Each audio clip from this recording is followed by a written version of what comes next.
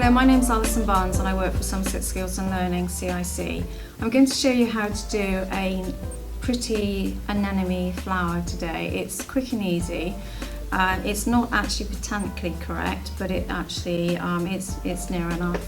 It's actually wireless, so everything other than the stamens are actually edible. And here on this cake I've got an example of what I've done before.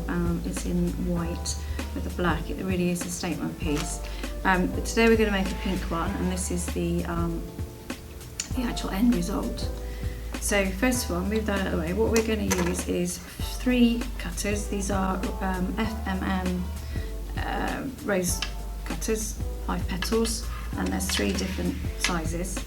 We also are going to use some flower paste, which I've pre-coloured using the Dusty Rose, a rolling pin, a veining tool, and some water in the pen. So first of all, you start off by rolling out some sugar paste.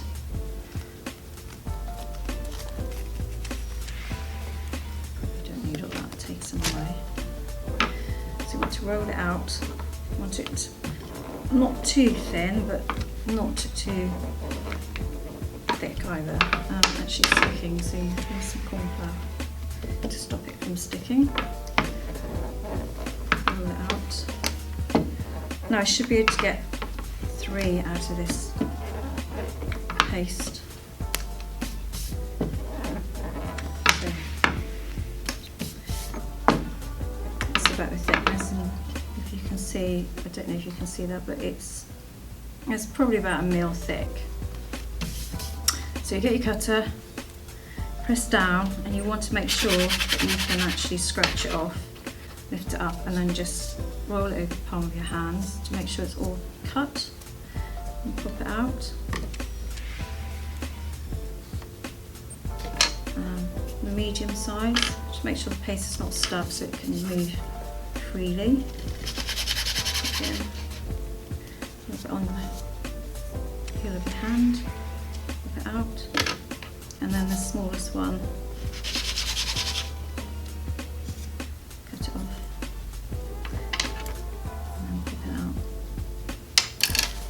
That. So you've got the 3 different sizes. Now you need to use the veining tool. What I need to do is move it to the end of the board, and you probably need some more corn flour. And then with the veining tool you want to fill it out. Don't want to press too hard, but you just rock it back and forward, and as you do that it should then just fill up easily.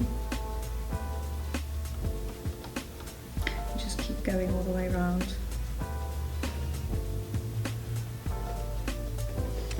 Just make sure you don't stick the 2 petals together.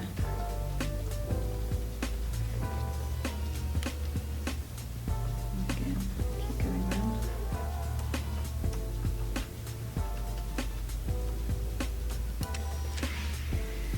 To one side.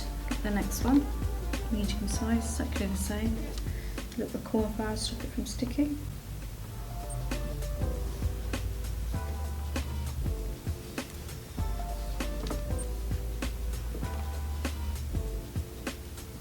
Now you can actually make this with individual petals if you wanted to, but I think this is quite a nice way. It's quite quick and very effective. Moving around.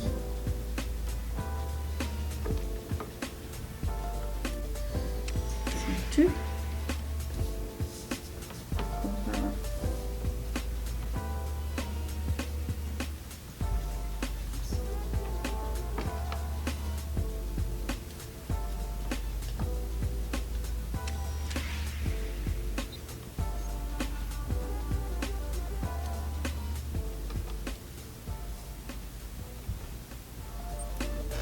There you go. Now you need to put those into a former, and we use an apple tray. Okay, that's the tray. Now you need to just place these in the tray. And that should actually help them form into a shape, and they're not going to be flat. And then you'll be able to give them some movement.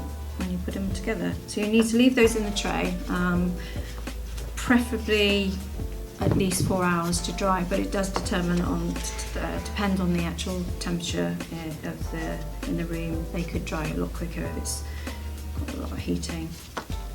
Okay, so that's the flour part, and now we're going to make the centre. And what you use is one of the formers that you use for daisies or gerbers. It gives you a lovely centre bit. So what you will need is a little bit of black flour paste. You want to work that in, make it nice and pliable, get it into a ball, and then you press it into the mould, press it down, and then hopefully that should just pop out, which it does. There you go. Then you need to get the little black hammerhead stamens. They come in double bunch like this, and then you just need to cut them down to little sections, no bigger than this. So this is probably just under ½ inch, and then you need to actually stick them all the way around the centre. And you keep going all the way around until you get to that stage. So there's probably about 25 stuck in there. Okay, then you leave that to dry. Right, once the flour is all dry, you can then actually assemble it. So you get all the flour, the 3 layers that you've made earlier. You need some water, and then you need to paint some water on the back of the actual centre, and then stick it to the very first layer of the flour. And then you need to put some water on the bottom of this flour and stick it to the next one.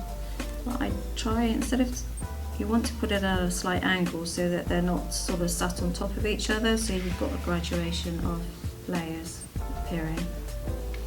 And then you put some more water on the bottom of that one, and then again just put it at a slight angle so they're not all in the same line, and you stick that together like that. Now these can be made in all sorts of different sizes, and as you can see from the one I made earlier, it is a slightly different effect, but it's still a really pretty flower.